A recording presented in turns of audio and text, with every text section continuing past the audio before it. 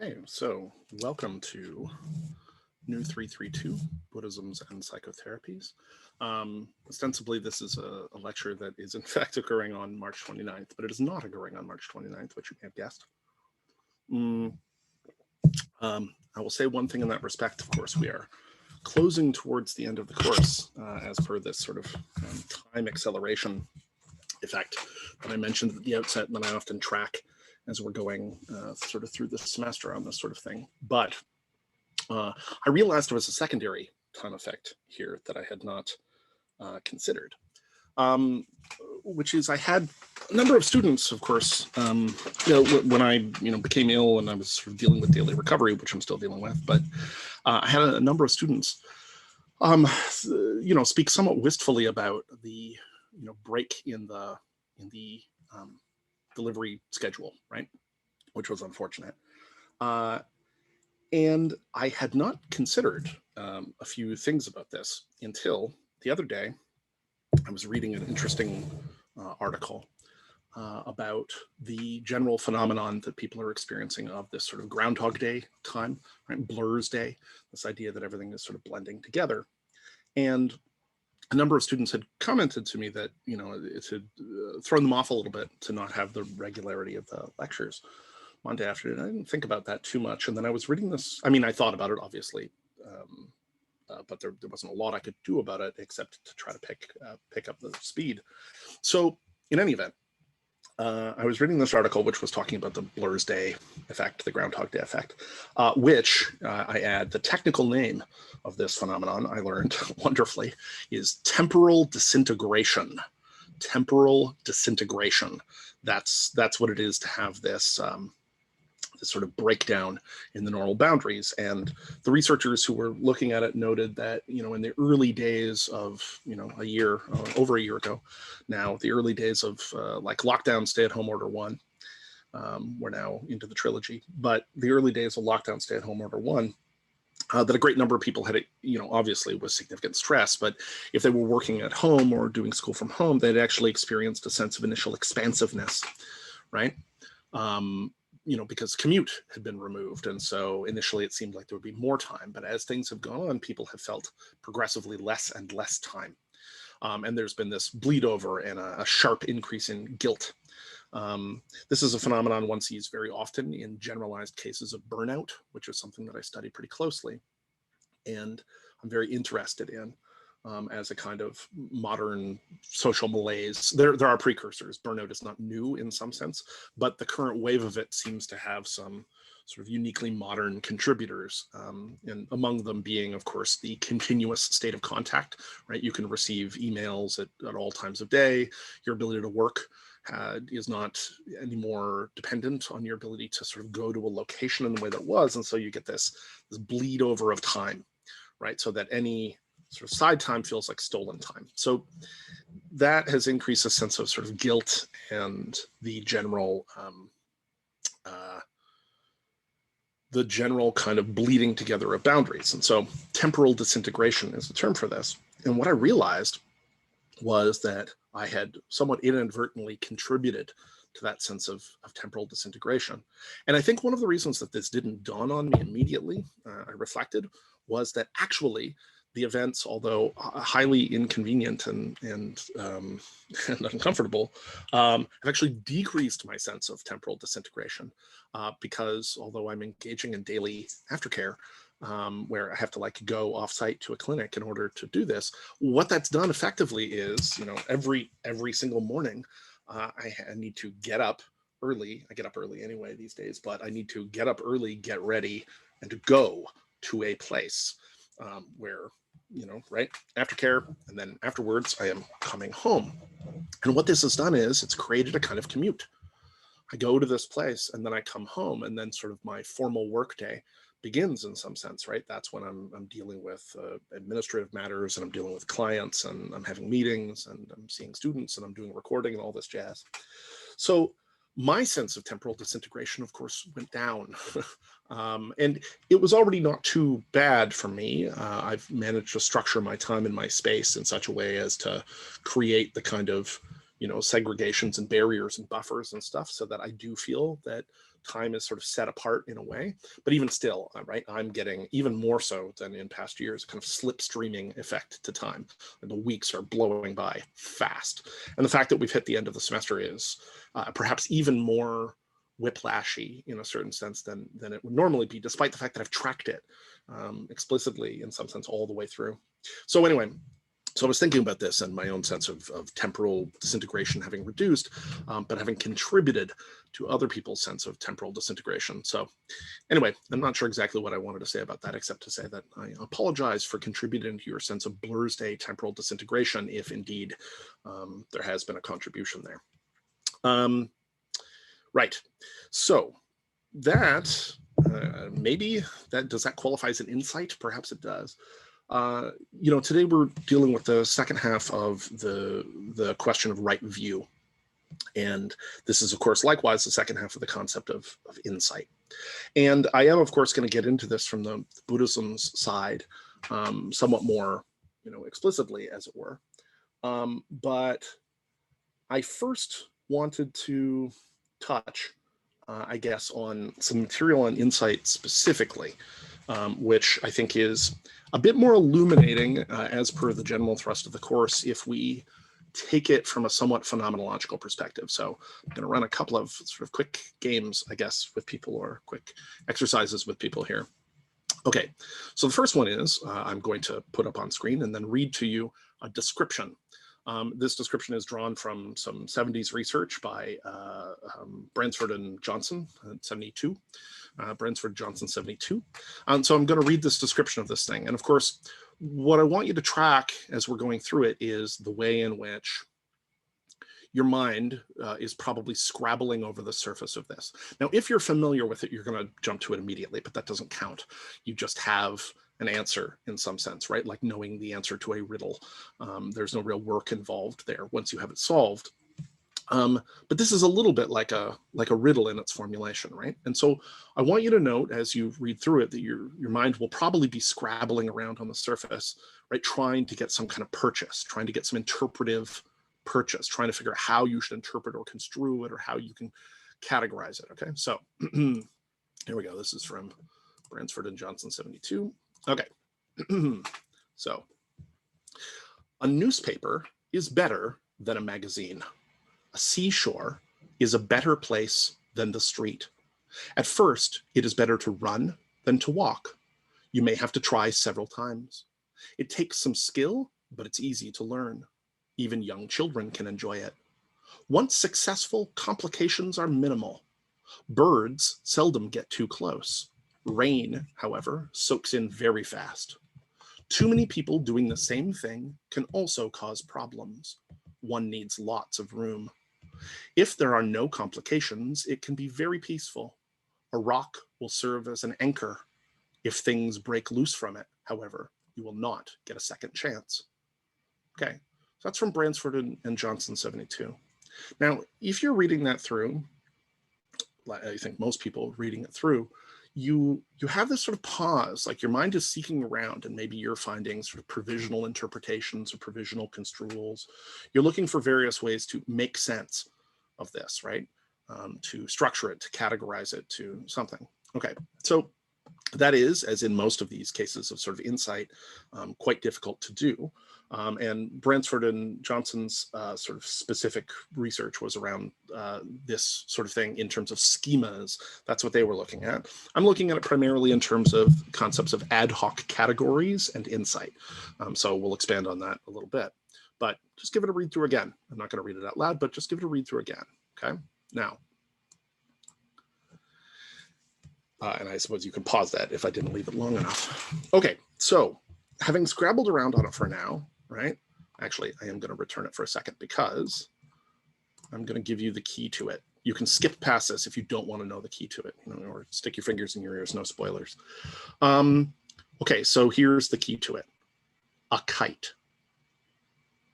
Now, if you read it through again, right, presuming that you are not already familiar or you did not, in fact, leap to that conclusion yourself, you will note the way that it all makes sense now. It coheres in some important way, right? Each successive line now becomes easy for you to to fill in. And elements of this that didn't have any particular clear relation before now have a clear relation, right? They're not just categorized in the general sense of holding together within this schema, right, within this category, but also of figuring out what the affordance or what the role, right, what the useful affordance or the useful role of any given element of it is, right? So a newspaper is better than a magazine. Well, you know, as a generic statement, right, independent of this idea, kite, right, that can mean a lot of different things. And indeed, your mind may have, you know, come up with all sorts of different ways in which one might think of a newspaper as better than a magazine. But in this case, right, it becomes pretty clear. It's like, to make a kite, right? A seashore is a better place than the street to fly a kite. At first, it is better to run than walk, right? When you are trying to get a kite to take off. You may have to try several times. That's true of a great number of activities, obviously. It takes some skill, but it's easy to learn, right? Even young children can enjoy it, flying a kite. Once successful, complications are minimal. Birds seldom get too close to a kite. Rain, however, soaks in very fast, right, to a kite, especially presumably if it's made of newspaper. Too many people doing the same thing can also cause problems. One needs lots of room. If there are no complications, it can be very peaceful. A rock will serve as an anchor if you tie a kite to it. If things break loose from it, however, you will not get a second chance because the kite will be gone. Okay, so it's Bransford and Johnson, a kite. Now, what I want you to pay attention to, okay, in that particular experience is the way that it snapped together once you got the key to it, right? The way that it cohered, the way that that found it, right, itself into this moment of insight where it snapped together and where it made sense. Because that is, in many ways, kind of fundamental to the experience of insight, right? Now, it might be often quite variable. Many insights, of course, have the phenomenological appearance of having one configuration and then suddenly snapping into another configuration, which serves the purpose of resolving sort of unresolved issues with it, okay? Now, the classic version of that is the 9-dot problem, okay, in the literature. And those of you who are in cognitive science or are familiar with the work of John Vervaeke, I assume will immediately you know, seize to this. You've seen it 100 times. But many of you will not be familiar with this, so just bear with me for a second. So this is the 9-dot problem, okay? The idea here is, very briefly, okay, you need to connect all 9 dots together, right, with 4 straight lines, or line segments, properly speaking, where each line segment terminates and the beginning of the next line segment, you know, begins at that termination. So it's like 4 sequential line segments, okay? And you must sort of have it pass through all 9 dots. Now, this is a remarkably difficult problem. It shows in the lab, with people that aren't familiar with it, a spontaneous solution rate statistically almost indistinguishable from 0, except under certain conditions. So a bit of an advanced call out. Advanced meditators, again, are people who actually tend to perform above average on this. And interestingly, if you look at the work of Chai and Snyder, which came to my attention a number of years ago, they did work with TDCS, transcranial direct current stimulation, which is a technology I have a fairly long history with and interest in. And they came up with a montage, which is to say a direct current electrical stimulation pattern, right, involving the right temporal lobe.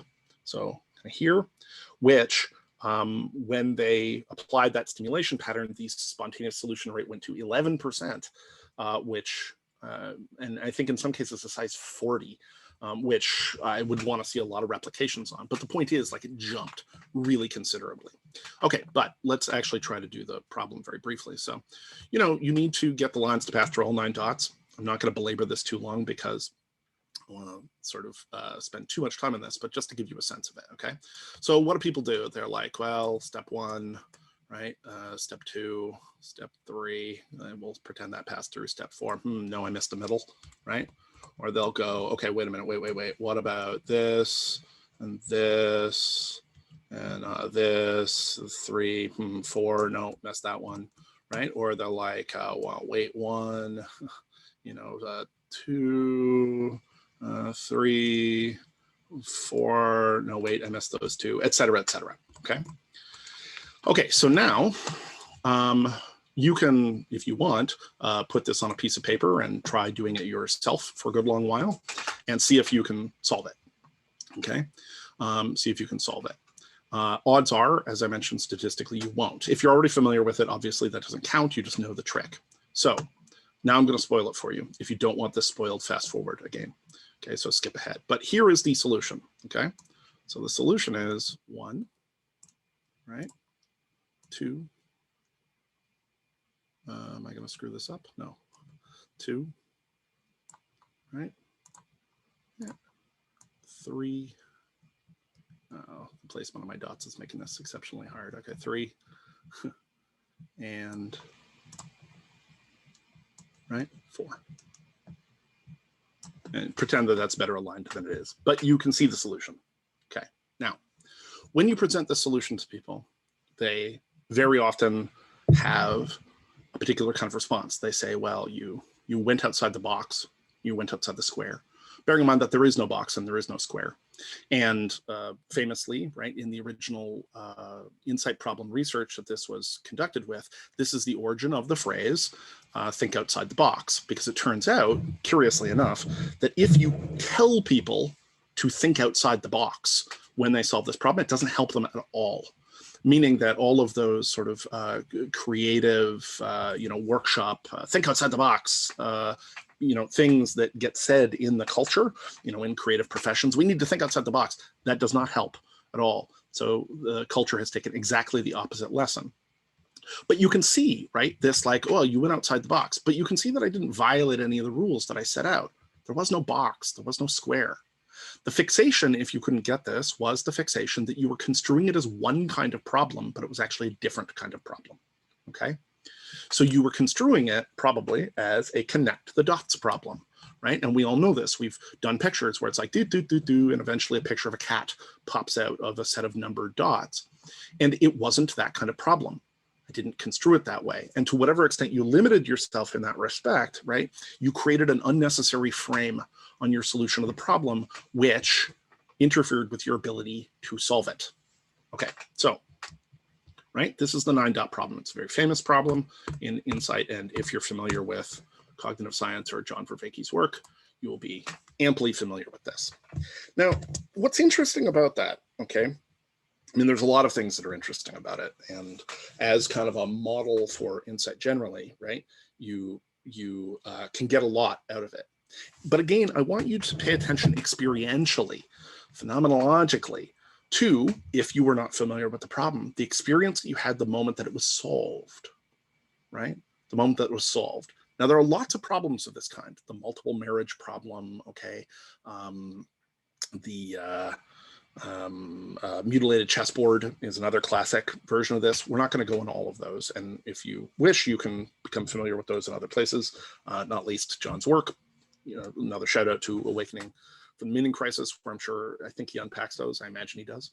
But the point being, I want you to pay attention to the phenomenology of what it was like when the limiting frame that you had broke and a new frame that did not violate the rules came in. Because you may have had some objections. It's not uncommon for people to experience a burst of like very slight kind of conservative anger, right, at having the rules violated in some way. This links to a trait that we've tracked in psychology since the 30s called ambiguity tolerance and ambiguity intolerance, right? Things that violate categories can really set people off in some conditions. But the point is that, right, you think about these two things. You think about the kite and you think about the 9-dot problem. And you have two really interesting examples in these cases of insight. In the first one, you have this sort of undeclared schema, right? And, you can gel it together as soon as you know the category, as soon as you have this sort of central nucleating, right, category, the whole thing snaps into focus. It becomes clear. Everything becomes obviously co-relevant to each other. You can make sense of it very, very quickly. And that's true of sort of ad hoc categories in general. So there's like a famous instance of this. It's mentioned, I believe, in Lakoff and Johnson. Or it might just be Lakoff. in his book, Women, Fire, and Dangerous Things. So so the category goes like this, okay? What do the following things have in common, right? Heaps of money, right? Stacks of money, bills, my partner, my guinea pigs, my books, oily rags, explosives, works of art that I own, my passport. What do all these things have in common? Now, I primed a little bit, so you may jump to it, and you may also be familiar with it, in which case, again, it does not count. But I primed a little bit, and so you may jump to it, but you're looking at those things: oily rags, stacks of money, my partner, my guinea pigs, my passport, my books. What do these things have in common as a category? Now, notice it is possible, of course, to launch up to a highly abstract category, right? You can include it. You can sort of cheat the system by finding a highly abstract category. You can say things like, well, things that exist, right? Or things that belong to Anderson, or, well, I mean, my partner doesn't really belong to me, but things that, you can do that. You can jump up to this high level of abstraction, but clearly that's not quite a fit. And I could pretty easily generate something that doesn't quite fall into that category, right?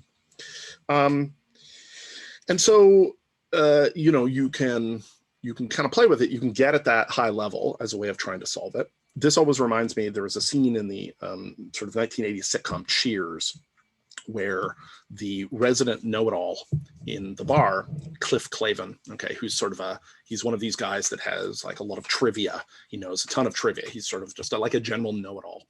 Which is a social role that has really fallen by the wayside since the internet has become dominant, because if there's ever a case of trivia, everybody just pulls their phones out and starts checking it. So trivia doesn't exist in the same way as it used to.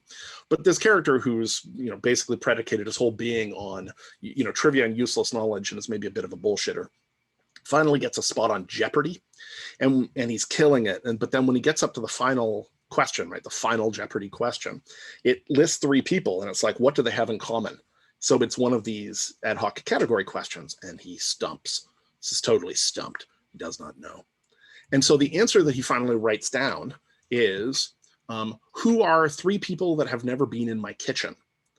That's the answer that he tries to push. And you can see right there, right? The joke is that he's picked too high level of a category, right? And this is obviously not what these 3 people are sort of intended. That's not the category you're intended to apply. While nevertheless sort of being true, but obviously being, not quite what we were aiming at. Okay, so the list of things that I provided, right? Oily rags, stacks of money, my partner, my guinea pigs, my books, my passport. Okay, so here's the category. Things I would be concerned about in the event of a fire. Now, if you are familiar with this, of course, you've got it already. And it's possible that you were primed, because I mentioned the title of Lakoff's book, right? Women, Fire, and Dangerous Things. But if not, you may have had a spontaneous sort of snapping together of the ad hoc category, right? As soon as you get the key, it's like, oh, yes, I see how these things snap in. I see how they apply. And having done so, you can now generate members of the category quite easily. Right? I mean, we can broaden this out and be like things that you would be concerned of in the event of a fire or whatever, but like you could come up with other examples.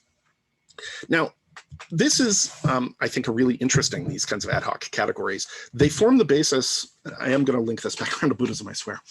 They form the basis of a whole subcategory of games, which I have come to term fascist games. So these are games that are often played at camp settings, in my experience. There's a whole bunch of them, right? So for instance, the game, if you're familiar with it, I'm Going on a Picnic, right? If you know this game, I'm Going on a Picnic. Well, guinea pigs are going crazy.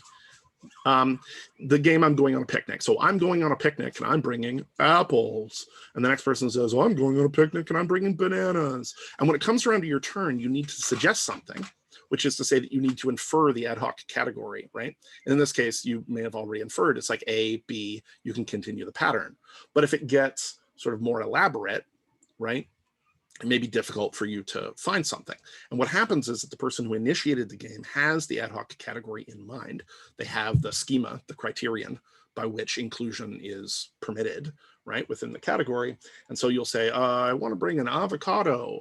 because you're thinking it's like fruit, and they're like, no, you can't bring an avocado. And if they're particularly nice, they might say, oh, but you could bring a carrot. And you're like, I can bring a carrot, but I can't bring an avocado.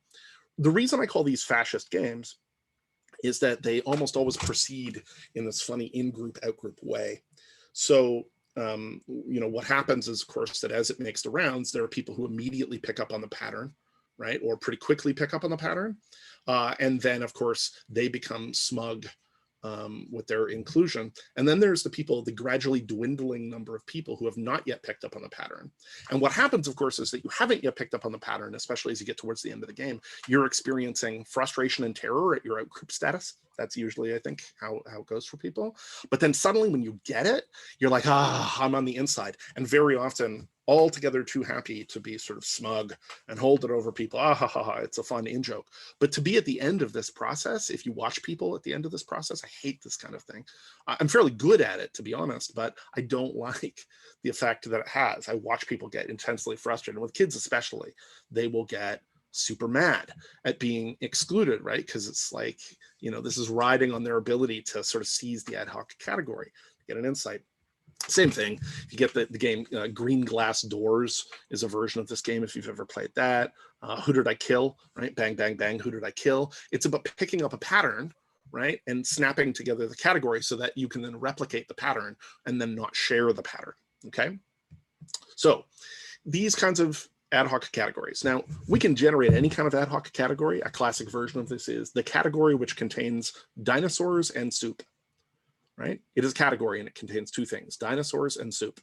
And once I give you that category, you can generate an endless number. It contains triceratops. It contains Campbell's chunky chicken soup.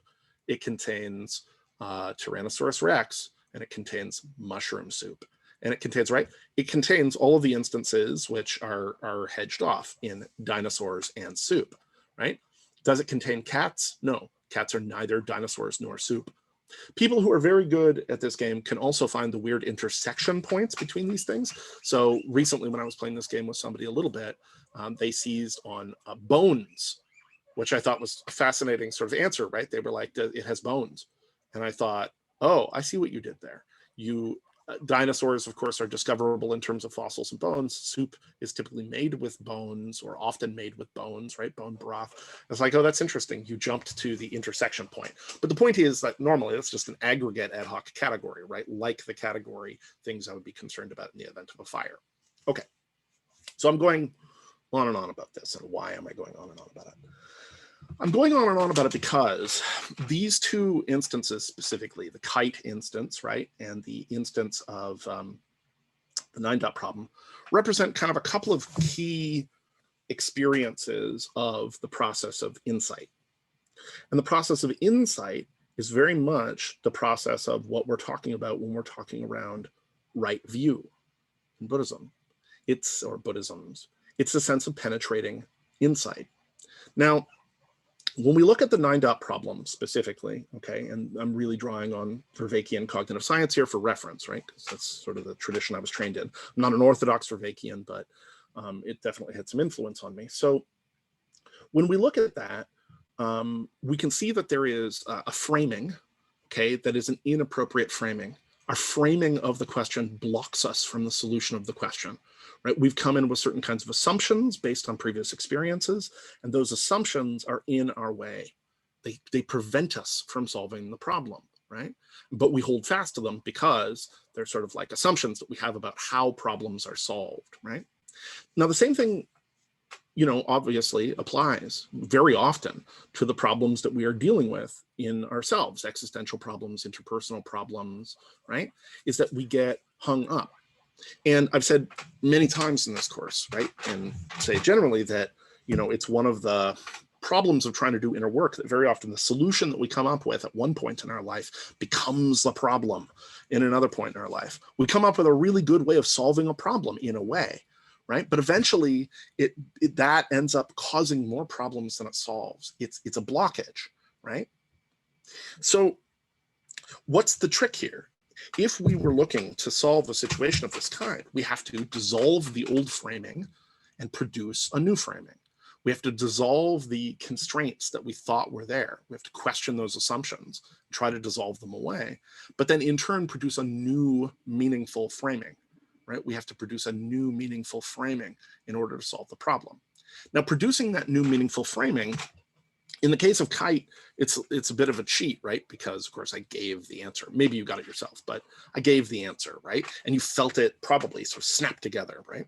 But very often it's the case, right, that when we're talking about this stuff sort of therapeutically and generally speaking, you don't typically provide the answer, right? You don't provide it. You don't give the punchline for the reasons that I sort of discussed when I was talking about the joke, this business with the joke, right? Which is that, when is Mike getting like a hungry fox? This joke, when he's out for a duck. And if you explain it, it doesn't kind of work. You don't have the burst. You get the information, but you don't really get that burst of insight, the aha, the eureka, right? The burst. And that sensation, that phenomenological sensation is important. So very often in therapy, there's no sense in just telling people. Every once in a while, you can kind of catalyze it. You can say something and all of a sudden, right, it clicks in and they elaborate the rest of the category. They get a similar kind of sensation to kite, right? But a lot of the time what you're doing is you're attempting to juxtapose these patterns for people, right? You sort of go over them repeatedly, right? And try to juxtapose them. And it's very possible that you can kind of see a link, but you sort of put it together and you model and you model, and eventually people jump the gap. They put it together. In that sense, insight is often considered to be one of these sort of quintessential experiences within therapy. It's very common, right? Very, very common. Not just in terms of sort of seeing your way through an old way of being to a new way of being, right? Seeing your way from an old way of relating to a new way of relating, but also, in terms of just suddenly seeing patterns in your life where you didn't necessarily see them before. This is a huge part of what goes on in therapy. Now, that is a somewhat contentious element. I'm not just going to talk about therapy, I swear, we're going to get to Buddhism. That's not just, it's a somewhat contentious element. And the reason it's a somewhat contentious element is twofold. There are some people who question, specifically speaking, basically the importance of insight. Is insight actually important, or is it just sort of phenomenologically striking? Like, is it actually important to moving ahead? And that kind of is bolstered by the second thing, which is the thing that gets talked about in therapeutic circles. I was introduced to the term, which is no official term, but my own supervisor in training introduced the concept of the Woody Allen client, right, after the filmmaker. So the characters of Woody Allen, especially in his older films, the 70s and 80s, was, he was kind of a neurotic, and he was constantly going through insights, constantly having these insights. But it never seemed to sort of sink in, never seemed to alter his behavior. And this is something of a subtype, actually, of client that one gets. They're extremely engaged and intellectually mobile and constantly having insights, but those insights don't seem to touch them existentially. They don't seem to alter their sort of mode of being. They're just endlessly having insights. Now, as students, many of you will have, insights are a real phenomenological driver, right? They're a reward. Like when we get an insight, we feel good. And the insight can swamp us, right? It's very possible to have an insight or a pseudo insight. And for that insight to suddenly bring with it this immense feeling of certainty and truth, which is one of the reasons why, of course, that insights need to be tested, right? You can see this really clearly in mathematics, where if you have a very powerful insight in mathematics, you can't just leave it at that. You then have to spend like 10 years doing the hard work, right? Hopefully not 10 years, but doing the hard work of connecting together that insight with, right, rational machinery, logical machinery. You have to basically go through and develop a proof. And if any of you did the mathematical proof thing, which I recommended, and if you haven't, I strongly recommend it. It's a very powerful experience to have. So, but if you've done it, if you did, Euclid's proof of infinite primes, or if you did the Cantor diagonalization hypothesis, or anything in that sort of thing, if you've done some symbolic logic, it gets that kind of feel quite often.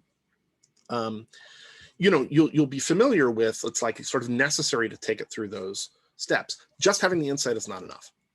It can be a powerful driver, but it's sort of not enough in its own right. And it's not necessarily transformative. many of you, as I've mentioned, it's a sort of intrinsic driver, but as students, many of you are probably a little bit kind of insight junkies, right? I am, certainly. It's one of the primary things that I like so much about learning, is having things sort of connect together and, right, finding connections between things. This meaning making and pattern forming thing is a really powerful driver, especially for people, right, in somewhat sort of abstract or intellectual fields. And so, you know, this subtype of client, the so-called Woody Allen client, is sort of noteworthy because they're constantly having insights. They're constantly generating all these insights, but they don't seem to drill in. They don't seem to connect existentially. Okay. Now, if we're talking about the kind of thing that is like the 9 dot, right? Not finding a spontaneous sort of pattern in what are seemingly disparate events, but rather, right, dissolving away a framing and then finding a new framing that, right, resolves something or shows us a way to resolve something. This is really interestingly linked, as I've mentioned, right, with advanced meditators. And if we consider sort of the practices of meditation that we've talked about, you can sort of see why, right? So as I've mentioned before, there, right, the initial sort of following the breath aspect of meditation is, or can be construed on, and again, this draws from the work of Vervaeke and Ferraro and a few other colleagues. I've contributed to it too, right? There is an attentional direction in following the breath where you are not allowing prapancha, right? You're not allowing that elaboration, right? So that you're reducing your transparency. You're making the thought opaque. And you're bringing things down from the high level gestalt to the featural. So there is like a featural opaque core that you're trying to bring your attention down. You're pulling things way down here. But then you start to layer in this additional practice, right? Metta. And in metta, you're making things extremely transparent and extremely gestalt. Sort of wah out. Now, as I've pointed out, there are lots of different practices, okay, that one can have that do these sorts of things, right? Chant, for instance, as I pointed out, I think serves in part to draw you down into this featural opacity, right? When you chant over and over again, and we did the exercise scuba, scuba, scuba. When you chant over and over again, the normal transparency of the phoneme tends to start to sort of fade in and out. I don't recall if I mentioned when we were doing scuba, if I talked about the sketch online, Kirsten Shaw is a horse. If I didn't, Google that. Kirsten Shaw is a horse and watch it. You'll find some versions of it that are quite long, but it's a little bit like chant in that respect. It does this repetitious thing with humor, which if you watch it, it's hard to describe. It just keeps going and going and going, and your own feelings around it will shift considerably as it goes, right? At first, you're like, this is stupid. Then you start finding it funny, and then you're like, no, this is dumb again, and then it's funny again, and then you're sort of angry. Like, your feelings will move around, but it just keeps going and going and going. Repetition in its own right often has this kind of effect. Not to get too far abroad, but David Letterman, when he hosted late night television, so the late night sort of talk show host, David Letterman, was sort of a master of this kind of thing in my experience. He would take a completely innocuous or pointless word and merely repeat it a bunch of times in a bunch of sort of modes throughout an episode of a show. And every time he did so, it would often pick up more and more funny. So the first time he would do it, he would like rattle the cards and he would say cardboard box. Nobody, maybe a titter, it's like, that's dumb. The second time that he did it, he'd be like cardboard box, and a few people would laugh. And the third time he would stop and he would pause and he would look at the camera and he would say cardboard box, and he would turn and he would say cardboard box, Paul. And Paul Schaefer would say cardboard box, Dave. And by this point, people would be laughing. It's just repetition served to create this sense of, right, friction, and therefore a certain amount of dissociative distancing. So chant tends to bring things down to this level also, this featural, opaque level. And you can feel it in the phonemes. They stop meaning anything. It stops sounding like a word. So there are lots of different ways to get to this. But the point is, these basic practices, following the breath and bringing yourself down, okay, and expanding out with metta and transparency, right?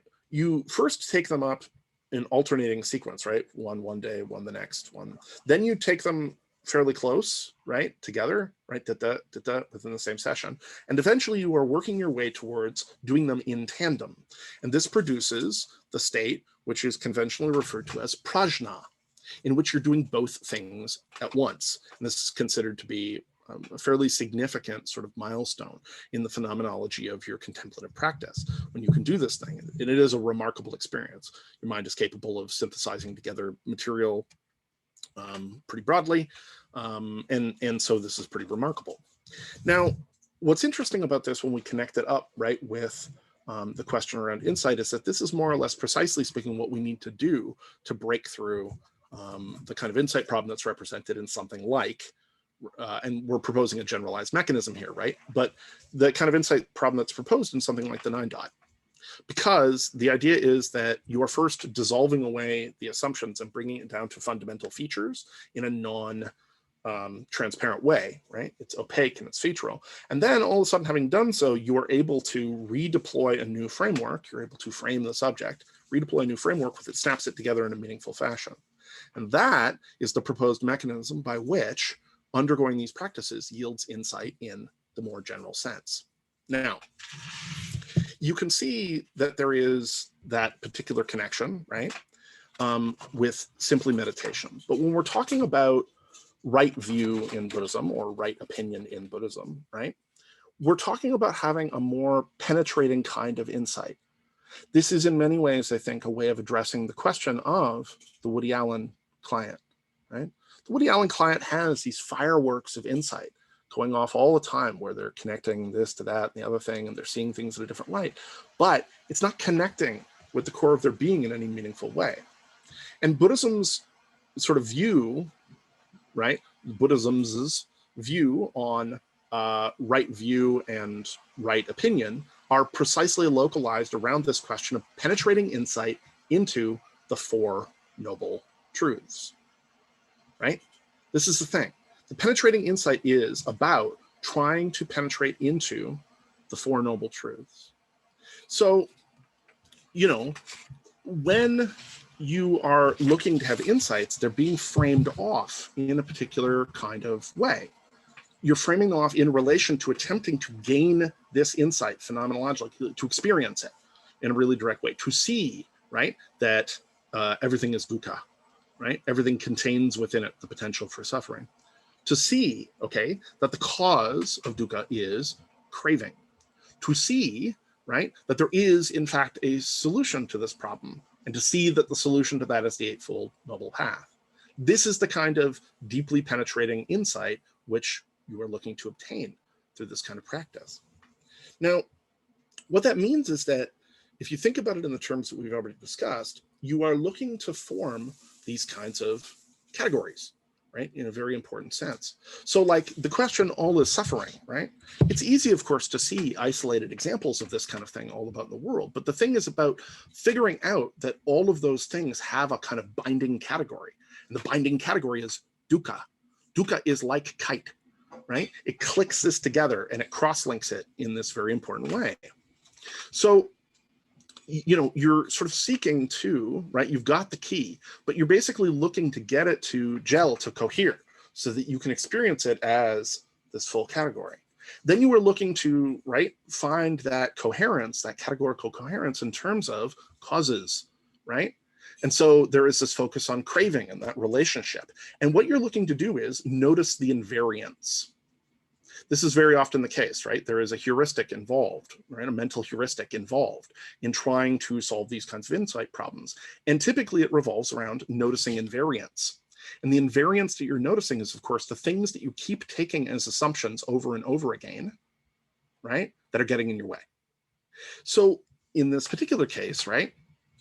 You know, you look at cases of your suffering, and you look at the way that they're related to cravings. You find these specific instances. You find them over and over and over and over again, right? This is the mind maddening sort of phase of therapy, which I've talked about, which is the middle phase, the phase where you see the patterns quite clearly, but you're still powerless to intervene on them. It's in many ways, I think, the hardest part of therapy. There's an early part of therapy where you really have no idea what's going on. You're just suffering. But when you start to connect up with that material, when you start to see that link in a devoted way, right? And you start to be able to get a sense of it, and yet you are still not able to intervene. Your agency hasn't yet, gotten sort of a hand. You can't shut it off. You can't move it aside, right? That takes more advanced practice. So the idea that you're trying to snap these categories together, you're trying to get a very direct sense of it. Why does this overcome the kind of Woody Allen problem, right? Well, I mean, there's a couple of reasons. So one of them, of course, is that it relates at a relatively abstract level to something that is quite fundamental, that you're not paying attention to one kind of pain and one kind of error in a certain sense, that you're paying attention to pain and suffering, right? Your dukkha, your dissatisfaction, in this highly generalized way, that you're realizing that all of your dissatisfaction is stemming from a particular kind, right? All of the suffering that you're looking, everything that's in the category is stemming from this one particular thing, craving. And yes, of course, there is a subdivision to craving. But nevertheless, the point is you're looking to find that invariance over and over again and make it real to yourself. You detect it over and over again until it hits your metaphysics. It's connected intimately with you because it's connected intimately with your pain. It's not just that you're having an insight about, oh, this, that, the other thing. Like, it's connected to your direct experience of suffering, right? Your direct experience of suffering and your direct behaviors, in a sense, insofar as craving is a mental, right, emotional, and sort of behavioral aspect. Okay, and then there is a cure. That's just like the giving you the hope shot, right? And the cure is the Eightfold Noble Path. And this explains in part why this notion of the Eightfold Noble Path as the spokes of the wheel, why as a kind of complete and totalizing system becomes so crucial. Because it would be very possible, obviously, to experience this stuff in a strictly intellectual sense. And right, doing so, keeping it way up here in a strictly intellectual sense, is much more likely to produce a kind of Woody Allen, right, response, Woody Allen client response. Yeah, you're having all the insights, but they're not really connecting to you. There's an interesting example of this that I hit years ago. I was house sitting for a friend of mine. She was away in the States. And she, at the time, was part of a sort of a Buddhist group, like a Sangha, roughly speaking. And so, she asked me periodically to check her phone messages. This is in the era of the landline. And so one day I pick up and there's this message from her local Sangha. And basically the message goes like, okay, everybody, I just want to remind you that like Tom and Sandra are putting in a bid for the house. So I want to make sure that everybody is directing their prayers and meditations towards helping them get that. This, of course, I found profoundly jarring, and I didn't identify as a Buddhist, but she did. I found it profoundly jarring, right? And I found it profoundly jarring because it's like, wait. I can understand transmitting goodwill, but really, it's like you want to collectively direct your psychospiritual practice to the acquisition of a thing on which rides a certain amount of fear, right? This is a kind of incongruity that we, of course, see across the board. I myself have talked about my own incongruities. I really wrestle, for instance, with my meat eating, but I obviously don't wrestle with it very deeply because I eat meat, right? I talked about how I had that experience with a little lamb. Yeah, I've eaten lamb the last 3 days. I cooked some over Easter. It was delicious, right? So there is a disjoint there, fundamentally. Likewise, you get lots of disjoints. I remember watching a documentary about Michigan militias, so armed militias in Michigan. And this one had a particularly strong Christian bent. And at one point, everybody was kneeling with their, AK-47s or whatever. And the person leading the meeting said, "Jesus, teach us your arts of war." And I thought, like, you really need to go read that book. Like, Jesus teaches your arts of war is not, generally speaking, barring one exception where Jesus said that he will return with a sword. So I understand lots of people reference that. But in general, right, the whole point in Christianity is the emissary of peace and love and forgiveness and so on and so forth. Jesus teaches your arts of war does not square off very well with that. Okay, likewise, the idea of being sort of a Buddhist and also a pack rat is a very strange kind of idea, right? About developing ever-increasing attachments. Now, I am not, strictly speaking, a Buddhist. I have a great deal of respect for Buddhism. I think it's sort of interesting and useful and noble. But I'm not a Buddhist, not in any orthodox sense. And I definitely am something of a pack rat. It's hard to acquire library at the scale that I have acquired a library without becoming a pack rat. I love objects, and the fact that I would be concerned about them in the event of a fire, I think, is very telling. Like that would be, you know, when we had a gas leak, was that this semester, last semester, we had a gas leak in my building a number of months ago, and among other things, when I thought we were going to have to evacuate, I thought, if all those books blow up, if I have like 4,000 books blow up, I don't know what I'm going to do. Will it be liberating? Will I freak out? I don't know. I'm generally opposed to, Marie Kondo and the idea of, minimizing stuff out. I like clutter, right? I like a certain amount of clutter and redundancy. But for those reasons, right, there's a sense in which I am definitely not engaging in a kind of Buddhist practice of non-attachment, certainly not across the board, right? So there is an incongruity that you get very often in and around this stuff. But the point with the Eightfold Path is that by interfacing in sort of every dimension of life simultaneously with, right, an aligned set of practices and beliefs, etc., you are attempting on all sides to sort of drive, right, the insights which you obtain deeper into the core of your being and what connects to you.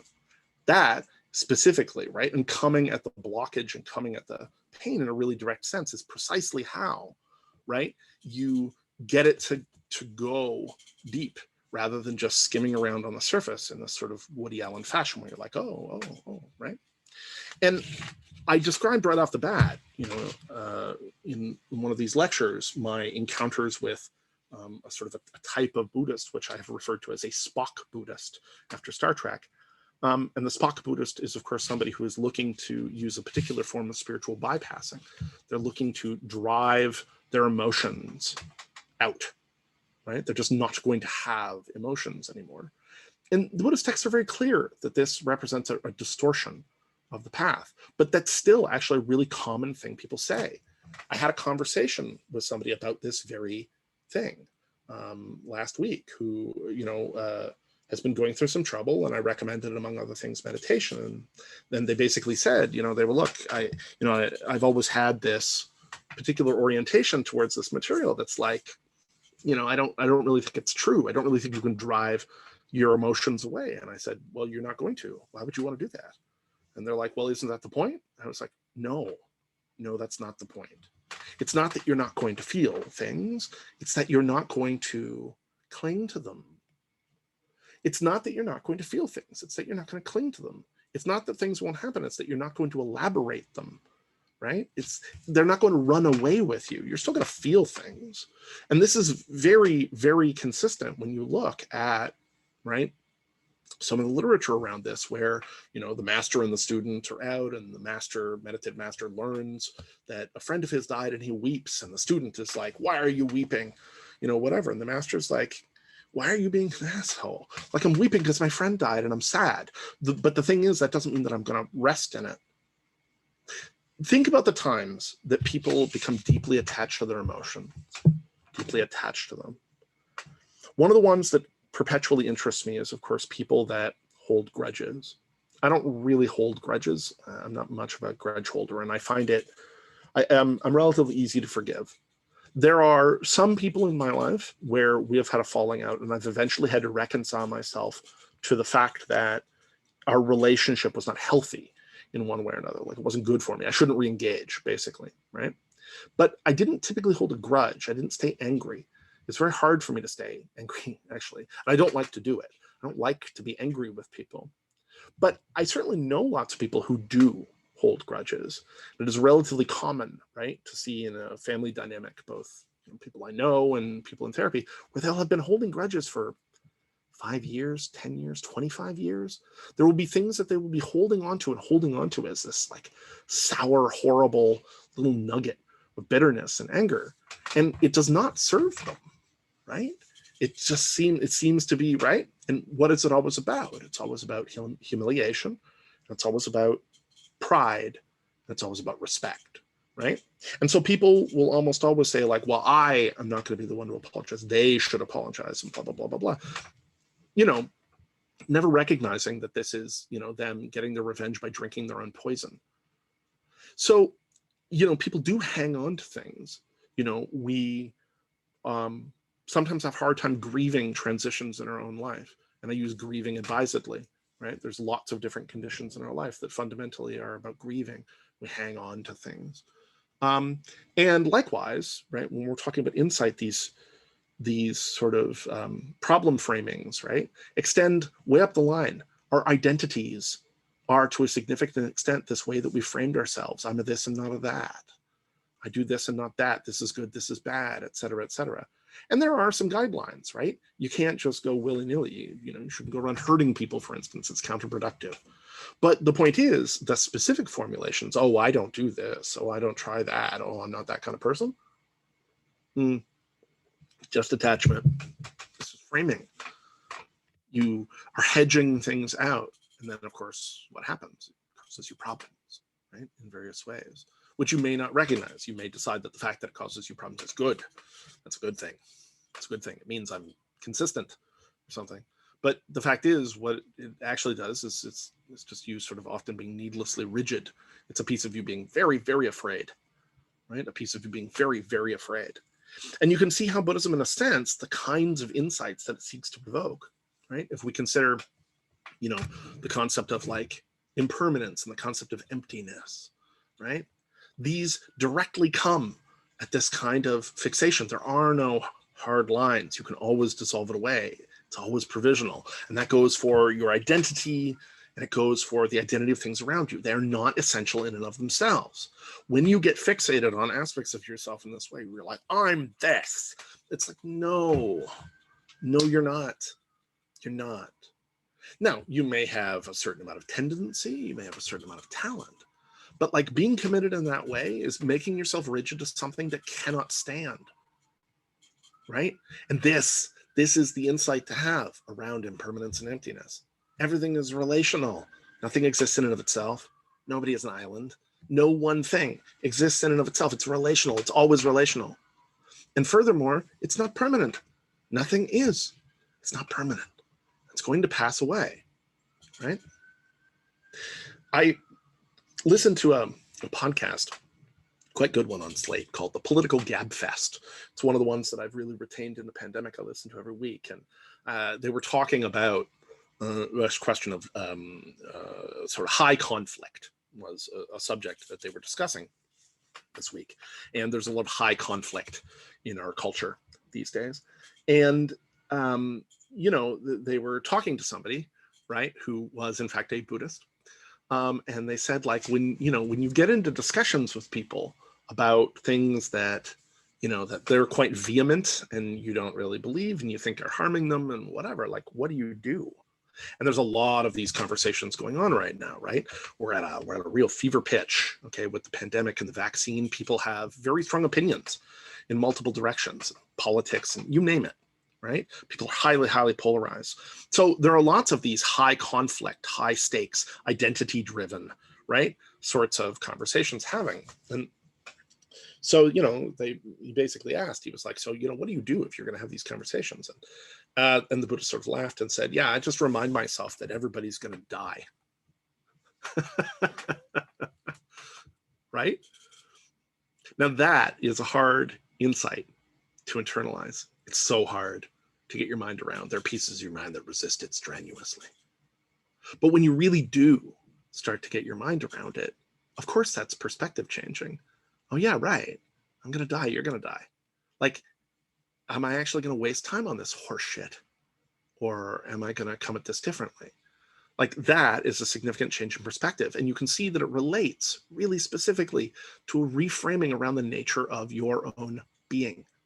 That's the difference between an insight that skitters around on the surface and an insight that reaches down. It's about fundamental properties of your being.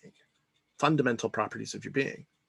Now, when you're coming at this stuff, initially speaking, right, it's obviously easy, okay, when, you're approaching this question of sort of right view, to, especially in the West, right, to turn sort of mindfulness and meditation into just like a self-improvement project, right? Just like a self-improvement project. That's very much the way that it gets framed off here. And it's much more radical than that. It's much more radical than that, right? It's not just a self-improvement project. In fact, insofar as you're going to dissolve away your concept of the self, this is the paradoxical central thing. This is why people keep mistaking historically Buddhism for like nihilism or something, right? Because they're like, oh, but you disaffirm the existence of the self and the soul, and it's like, right. But the thing is, what that represents is actually a lightening, right? It's an opening. It's not a closing. That's the mistake. The mistake is you think everything has to be like an invincible hard little nugget that has to be defended everything against, and that's wrong. That's actually the thing that it causes you the problem. You have to dissolve that away.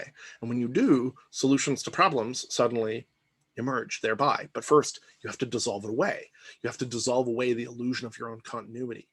You have to dissolve away the illusion of your own permanence. You have to dissolve away the illusion of your own singularity, right? This is the psychodynamic hypothesis. You aren't singular. You have parts. And if you go, you're going to find those parts dissolve and dissolve and dissolve. This is the alchemical project, solve et coagula. Now, does that mean that there isn't some kind of like dynamical actual aspect to your being? Of course it doesn't, right? It doesn't just dissolve away into nothingness, but the point is that you can't get metaphysically fixed on the idea that you are singular, the one individual, and right? This is like heroic against the world. And, that's not true. It's just simply not the case, right? And so at the very least, you need to dissolve your certainty away. And that's terrifying. And it seems meaningless and so on and so forth. But doing that kind of thing, addressing these basic existential questions around who you are and applying the question of insight into those is what yields a new configuration, which is capable of encompassing things in a far more open way. It changes the rules. It removes a bunch of the rules, right? And you get a fundamental core, in some sense, because you've got the Eightfold Path. You have something to lean on, sort of morally and behaviorally. You've got something to structure yourself by. But you dissolve away a bunch of other things. And they're things that actually were not that useful anyway. They were solutions that you came up to, and now they're problems. So, off the bat, right, getting there is one thing. But off the bat, this is often a question of a kind of working hypothesis, right? We talk about right view and sort of right opinion. And the idea here is, right, that, that in some sense you're taking it with conviction. And the mistake here is to believe that what that means to believe, that what that means is to take it on faith, that it's unquestionable, right? Faith in its modern sense. But what we really mean is to believe it. And to believe, of course, is the German, right? Beleben, to give your heart to. To have a conviction in this sense is to continuously re-encounter it, to look for it. In the way that you go looking, like, you encounter, I don't know, a book or something that somebody has recommended to you that they swear is good. And at first you're like, but what do? You keep coming back for it. You look for the good. You look for the good in people. You look for the good in situations. You test something unfamiliar for food or drink or something. You look for it. You listen to a piece of music and you try to locate it. And I think many people have had this experience. I have many times where at first a piece of media or something was like, right? And it took me time. I had to encounter it and deliberately. This is to give your heart to. It's to want to love, and thus to want to understand. Same kind of thing. It's not about an unshakable conviction of faith. It's about discovering a direct experience through a continuous re-encounter, a sense of openness, so that you can get yourself through to the place where you have the insightful phenomenological experience that embeds you into the metaphysics. And then you see it. You see it, right?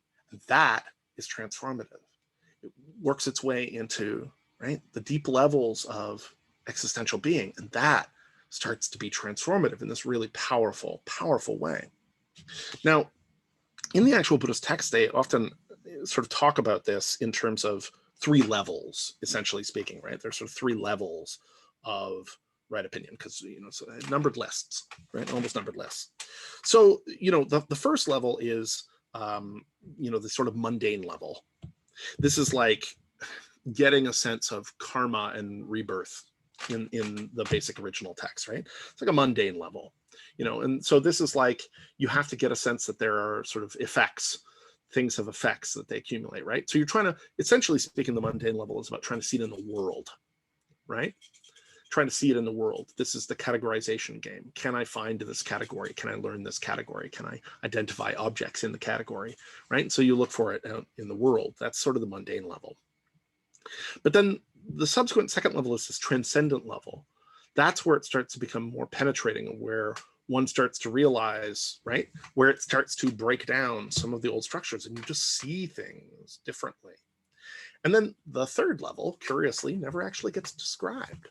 You don't really find anything. There's some implications that this final level is a refinement in some sense of the transcendent level, but actually it's never described anywhere. So it's something of an open question, maybe a mystery, which I find very appealing about what precisely that might be pointing to. But you can kind of imagine, right? If the first level is like, yeah, you learn to sort of identify a category, and the second level is like a dissolution away, right? So the first level, you're like, okay, now I have a sense of the categories of things. Ah, yes, I see some suffering. Ah, yes, I see some propancha. Ah, yes, I see some attachment. Ah, yeah, right? Craving and so on and so forth. And you mostly see it in other people and you see the effects that it has. And then the second level is like transcendent, because you finally manage to bring it in such a way as you start to dissolve away those assumptions, dissolve it away. But then there's a third level. And like the expansiveness of metta as being, right, frame making in some sense, moving towards the gestalt and the transparent at some level, that third level likewise redeploys a sort of new frame of meaning and being. And what's the guiding force of that in metta? Loving kindness, very importantly. So we might imagine that it's that new framing. Yes, you've dissolved everything away, but then boom, what are you left with, right? And how does that reconfigure the elements? How does it snap things together in a different way, in a way that allows you to behave differently, solve problems differently? That is the promise of what sort of insight, broadly speaking, holds out. Okay, so I still have one more week of lecture to do, and I do appreciate your patience in this respect. So yeah, so the very last one is right resolve. Right resolve. And yeah, properly speaking, we will come to that shortly. I will try to record and upload it shortly. I apologize. Like I said, you're both for your temporal disintegration, but also for my slowness. It's been a drag and at a bad time of year, and I know that. But I trust that people hopefully are still having a chance to interface with the material. I look forward to seeing people for sort of individual appointments this Friday, and then I'll have an open discussion space. Which was not sort of office hours, so it's not meant for individual, but open discussion space. I will have on Friday Friday the 16th. Okay, so Friday the 16th, I will have sort of open discussion space. And that's just like basically come in, chat, ask questions, socialize, but it's meant to be an open kind of space. Okay, so I hope everybody's doing well. Hopefully you keep your eyes peeled. I'll send out a notice or something, an announcement, obviously, when I have the last two of these recorded. And thanks again for your patience. And I hope assignments are going well. Final assignments are going well. The lead into exams is going well. And everybody is bearing up reasonably well, especially for those in Ontario, for those dealing with the new lockdown the third.